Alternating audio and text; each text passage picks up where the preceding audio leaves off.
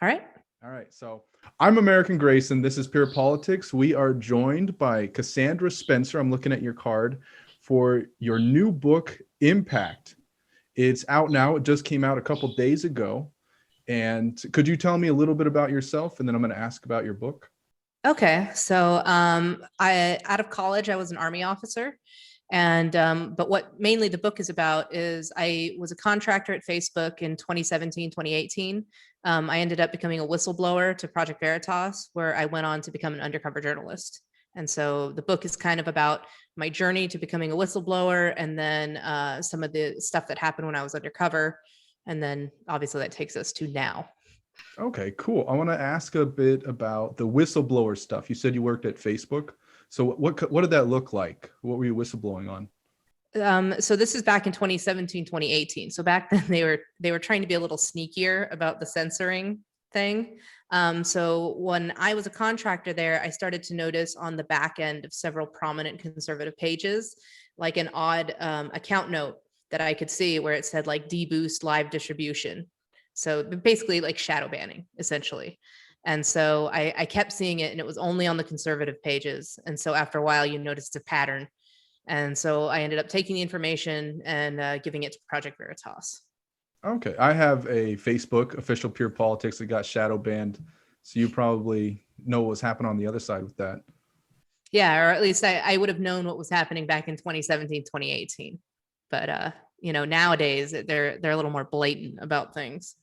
So what exactly would they do? They would try to somebody conservative try to run advertisements or share their page, and what would Facebook be doing? They would just take the money and not advertise, or what?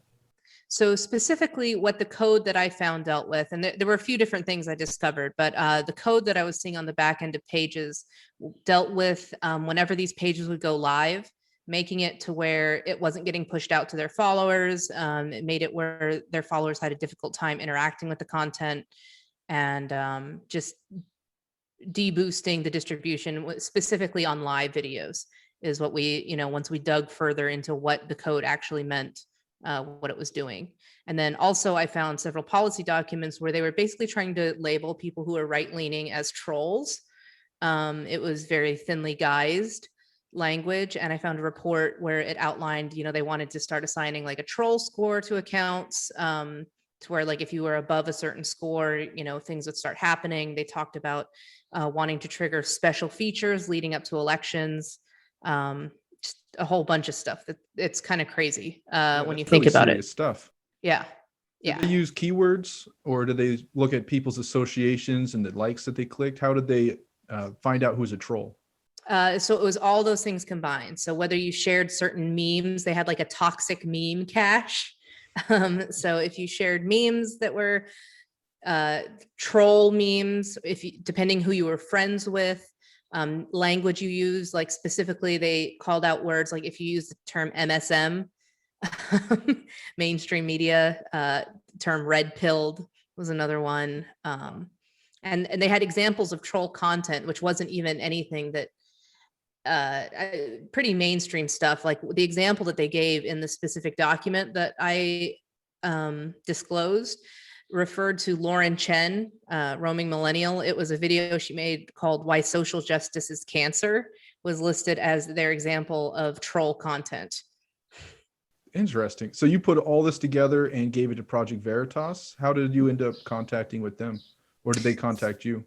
So I was following Project Veritas on social media, and I actually saw a tweet from James O'Keefe saying, if you're on the inside of the companies, contact Veritas tips at protonmail.com.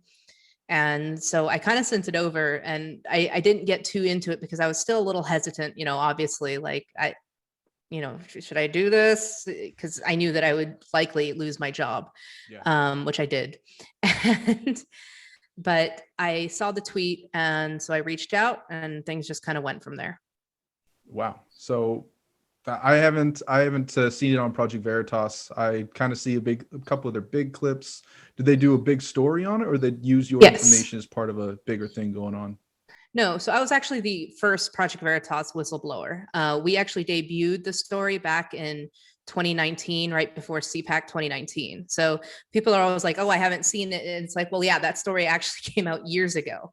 And the reason that we never disclosed my identity in that video is because I was then working undercover.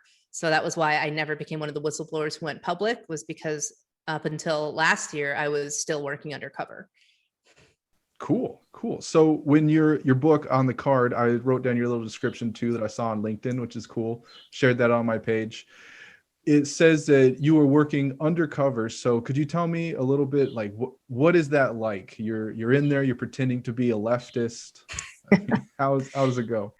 So I grew up in Hawaii and I went to NYU originally for college. I didn't graduate from NYU, but that's where I started school.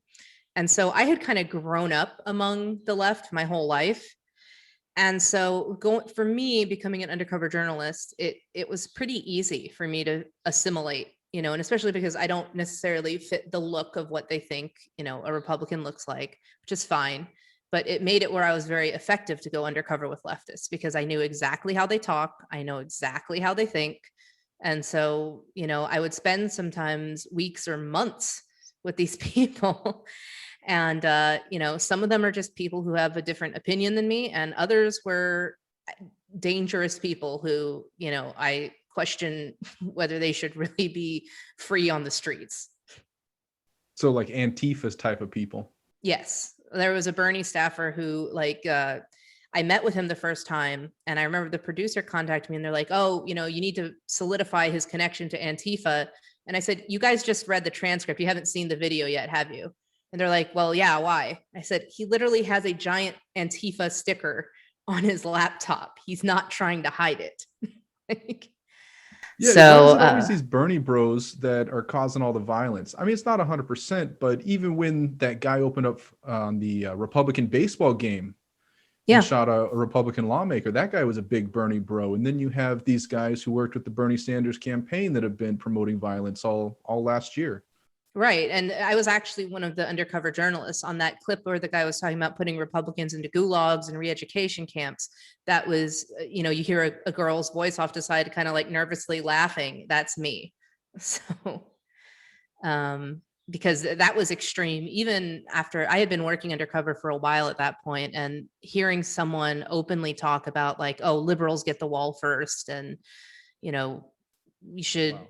If you don't want to get on board with the revolution, then you deserve a violent reaction, stuff like that. It's a little jarring even for me. Yeah, I'm going to switch up a little bit, kind of related to your work at Facebook. Did you notice any Chinese influence while you were there? Because we have a lot of that going on. I didn't see anything that I would be like, yes, I absolutely saw CCP influence, but there's things where if I look back on it now, I think that there definitely there was a desire to be able to go into the Chinese market. And so I do think that there was influence there. Just not anything like super specific where I'd be like, this is a, solid tie to CCP at Facebook. Okay. I asked because Mark Zuckerberg's wife is Chinese and he's famously been trying to get inroads with the CCP. Right. So, I mean, I know that's the very top. So maybe some of it trickled down. Yeah, I think it was, I think it did absolutely trickle down, like I said, largely out of a financial desire to break into that market. But as far as like specific policy documents, no, there wasn't anything that was like, yeah, we're taking our marching orders from the CC. That would almost be a little too on the nose, right? Yeah. Well, a lot of it from the outside looking in, that Facebook and a lot of these other big tech companies are promoting political division for a reason, and a lot of it aligns with the CCP plans to overthrow America and take the main place as a hegemonic superpower. Yeah, I mean, I wouldn't disagree with that. I think that by promoting these by silencing one side, they claim that they're doing it because they don't want divisiveness on the platform. And that was kind of how the policy documents were always worded. But if you look at what the actual end result is, they're creating more divisiveness amongst Americans by, censoring one point of view.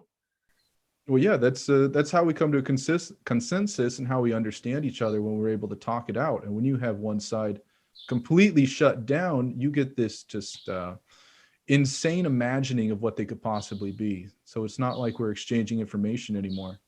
No, exactly. We're not talking to each other. We're not even shouting at each other anymore. Now it's like, you get poofed from existence on these digital platforms. And particularly since COVID happened, that was with the government trying to be like, you can't congregate in person anymore. The only time you would see people, at all with conflicting ideas, it seemed to be in these outbursts of violence that we saw throughout 2020. Now, did you work at the headquarters in San Francisco? No, I worked at a Facebook facility in Austin, Texas. Oh, okay. I Yeah. asked because I went to San Francisco, visited their headquarters last year, and it was a horrible place. I've actually been on their campus, not when I worked there, hint, hint. But I will say that Facebook had, so I'm not banned from Facebook from being on the website Facebook, but I actually talk about in the book, I am banned from any Facebook premises. Apparently, I am a dangerous person to them. They invited my former employer, Project Veritas, to their DC offices. And so they were going to send me as a representative of the company, and Facebook informed them that I am banned. Wow. So they have your picture up in the offices, like watch out for this lady right here. Yeah, apparently they do. So, very, very threatening at 5 foot tall. Did you see any Antifa people that hang around there?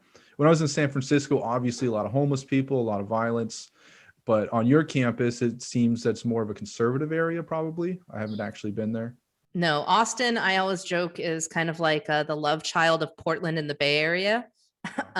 So Austin is this like blue, like heavy blue area in the middle of Texas, which is makes it a little odd, which, you can love it or hate it.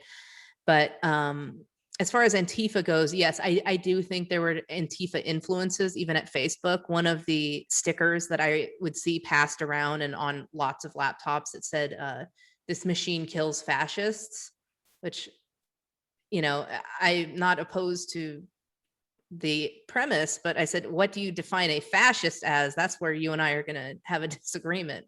What constitutes These fascism? people are obsessed with fighting a war that ended 80 years ago and then demonizing their political opponents as this imaginary enemy. Oh, I think it's almost like this bizarre thing where it's like they missed the actual struggle. And so they're creating these imaginary enemies in their head that they think are trying to like genocide them. Yeah, it's like, no one's trying to do that. Armin Moeller, he's a great author. He does a lot of historical research. He talked about this, I think in the 1990s, how we have this huge left-wing uprising. The people want to be Maoist Marxists, but they don't want to actually work as a revolutionary as like you would in China as a Maoist Marxist. And they see anything as conservative as being fascist. So somebody has a nuclear family, it's fascist. If somebody wants to work hard and keep their own money and not give it away to the government, it's fascist. You want to have Second Amendment, it's fascist. So these people seem to be brainwashed, and a lot of writers from decades ago pointed it out. Oh yeah, there were canaries in the coal mine if we look back, like, going back decades. And I think big tech has kind of been, they're like the new weird overlords who are overseeing this. And it's very strange, especially since these companies were all founded in the United States. Yeah, they don't have any nationalist loyalty. No. Comparing to China again, okay, we're not friends with the CCP, but when a Chinese company goes international, they promote the Chinese party line. They are China first. And when American companies go international, they always want to put America last, it seems. They don't want to stand up for our country and our freedoms. Yeah, I completely agree. And I think that's one of the major problems that we have is we've kind of lost any sense of like national pride in a lot of ways where, even though we kind of will play lip service with it, where you see like the stereotype of Americans is like, we all wear our American flags constantly everywhere we go, and we're very loud and boisterous and patriotic. But when you see that in practice of how people actually act in our country currently, I think it's a shame that we don't have more pride in our own country. Very true. Very true. Now, there is a big push. A lot of people are criticizing the GOP and Republicans and Governor Greg Abbott. You've probably seen the news. He's come out against Gab.com, saying they need to be shut down because they are anti-Semitic. Now, it's bad when anybody demonizes another group of people, but that's not what free speech is about. Letting unpopular opinions, even offensive opinions, be protected. So how do you feel about these Republicans suddenly finding their balls to target offensive speech on the internet? I think it's absolutely very disappointing that Governor Abbott, did that, because I've been on Gab since probably 2017 is when I made a Gab account. I'm not terribly active on there, but I've never, obviously I'm not the target of anti-Semitism, but I've never experienced anything that I would consider to be so extreme to where it would need to be shut down. Like, it's not inciting actual violence, like, which is, breaking an actual law. It's just maybe people who have an offensive opinion. And I completely agree with what you're saying, is the more offensive the opinion, the more aggressive we need to be in protecting that, because that's at the core of our First Amendment. Yeah. Yeah. So where do you see the future of social media going? It seems like a lot of people on the right, unfortunately, with Republicans, they want to continue what happened to President Trump, but demonizing a whole bunch of their own base now. I think I think that it's easy to fall into that trap of thinking. And I think there are a lot of people within the GOP who are doing exactly what you're talking about, and who are kind of going the Greg Abbott route. But I do feel hope. Obviously you and I, we met at CPAC.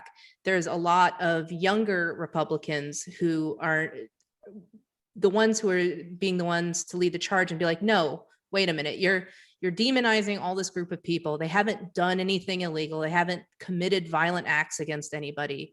I'm not going to let you shut down their speech just because, even if I don't like what they're saying, I'm not going to sit here and claim that there's something that they're not. I'm not going to label a group of people Nazis, because that word doesn't mean anything anymore. By you calling everybody a Nazi, that word no longer has any meaning. Yeah, we have people like Marjorie Taylor Greene, Lauren Witzke, and Representative Paul Gosar, and several others. But they're a very small minority. I feel them embracing the America First movement with Nick Fuentes is a good step forward, because these are young, energetic people who are focused on actually promoting historical American values, compared to the majority of rhinos that stab Trump in the back. Yeah, I agree with you. And I think that, the GOP 2022 is going to be an excellent opportunity for the GOP to kind of clean its own house, right? I don't necessarily agree with the idea that we need to break off and have a separate party, but I do agree that we need to get rid of the rhino element of the GOP. It's time, especially since so many of them are very old and they've been, they're swamp creatures, right? And so it's time to kind of vote them out in a democratic process. And so I view 2022 as an opportunity to kind of advance. And like you said, you mentioned Marjorie Taylor Greene, Paul Gosar, let's get more people in there who want to embrace America first. Yeah, yeah. Now we have people like, I'm going to throw it out there, Dan Crenshaw.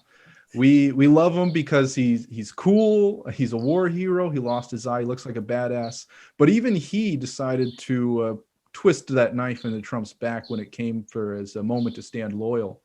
So what do you feel about those types of rhinos? I don't like that he did that. I completely disagree with it.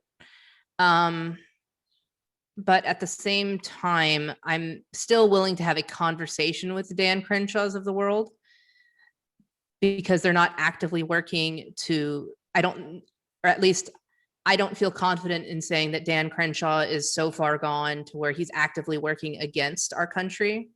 But it's definitely something where he's not going to be the first person I call. You know what I mean?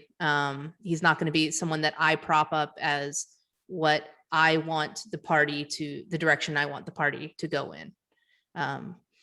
It's disappointing, because I do think that, obviously Dan Crenshaw's story is like, being in war as a Navy SEAL, all all that kind of stuff is amazing. I do find it very disappointing that people like Dan Crenshaw, Greg Abbott are kind of backing away and acquiescing to some of the leftist stuff that we've seen propping up.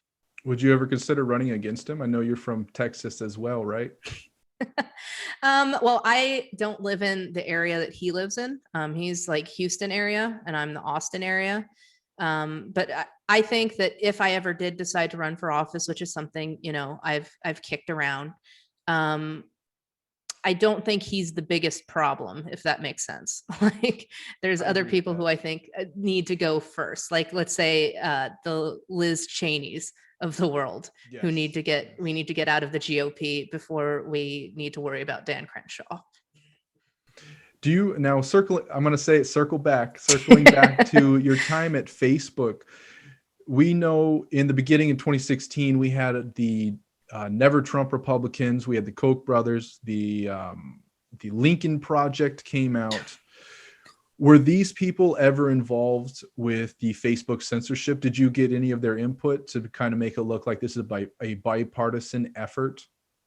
In 2017 and 2018, I didn't see that. But once they started instituting their fact check program, you saw where they would kind of throw in these token, quote unquote, Republicans to be like, oh, we're not only one side. We have the Lincoln Project, you know, helping us with fact checking, or whoever, you know, a similar affiliated group. Right. And I definitely saw that. It was just an attempt to pay lip service to kind of keep the GOP from coming down, I think, on them in any meaningful way, which is why we've, you know, so many of us have been so frustrated that we've had hearing after hearing after hearing, but nothing's actually been done. And so I know for me as a whistleblower and a journalist, it's like, you know, you have these stories come out and it's like, they're clearly doing this. Like, here's the corruption. I'm not the legislator. Like, please do something. And that's one of the reasons why I have considered, you know, throwing my hat in the ring, is because I'm tired of seeing the corruption clearly pointed out. Like there's solid evidence, and our legislators either being stymied from doing anything about it or actively not doing anything about it. Yes, it seems like a lot of our problems are because we as Americans, our government is for the people and by the people. We have given that authority to govern to a faceless bureaucratic elite, and they've instituted all these problems. They've robbed our country. They've disenfranchised people, stolen election. And now, because they got away with it, they're instituting stuff like gun control. They're giving away all our money to their own personal pet projects internationally. And these problems all came because we as Americans decided to stop governing ourselves. Well, yeah, and I completely agree. It's like, you know, I'm pro constitutional carry, right? Like I agree with this. I can't believe that we're trying to strip our Second Amendment more than it already is. Like I'm all for more access to, you know, like for instance, I dealt with that violent Bernie bro. He could show up at my house and, you know, he's obviously a male who's much larger than I am, and he could show up with a weapon. But if I have a weapon, that at least gives me a fighting chance. Do you think that I have time if some crazed Bernie bro shows up at my house to call the police and hope that they respond in a timely manner? Like, no, those are like quick decisions that need to be made. And I should have every right to defend myself. You know, luckily I live in Texas, which is, you know, as far as gun control goes, one of the better states. I'm not in California or Hawaii, like where I'm from, where in Hawaii, I didn't grow up thinking the Second Amendment was a big deal because I had no access to it really. But I've since learned, and, you know, as an adult, how important it really is. And I want to be somebody who fights for our Second Amendment rights. I like that. So you used to live in Hawaii? Yeah, that's where I'm born and raised. Fourth generation female, or my daughter is fourth generation female in my family, born in the state of Hawaii. Cool. Are you Chinese at all? Yeah, we talked before, you said you were Asian.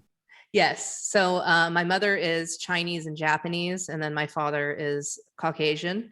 But like my grandparents, they got together. That, you know, my grandfather was Chinese, my grandmother was Japanese. They actually got together during World War II, which I didn't realize until I was an adult how controversial that was at the time.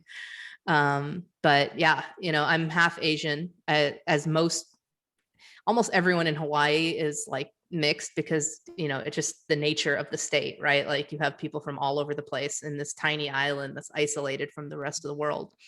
And so yes, I am Chinese and Japanese, but I'm anti-CCP. Let me make that very clear. That's where I was going with it. I was going to ask you. So my family immigrated in the 1800s, and so okay, super I have no American. ties to the Communist Party of China. You had enough time to assimilate. Yes, my family were duck farmers Oh. back in the 1800s. In Hawaii? Yes.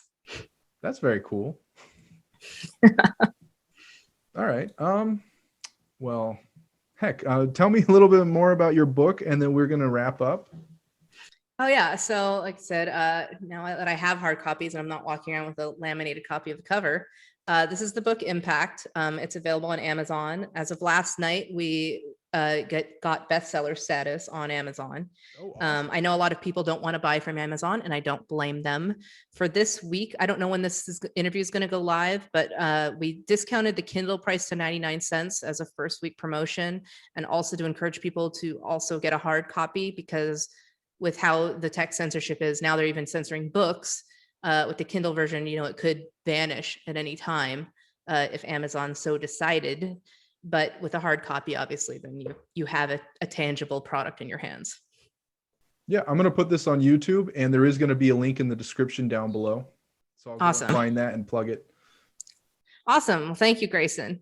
Thanks for coming on, Cassandra. Absolutely.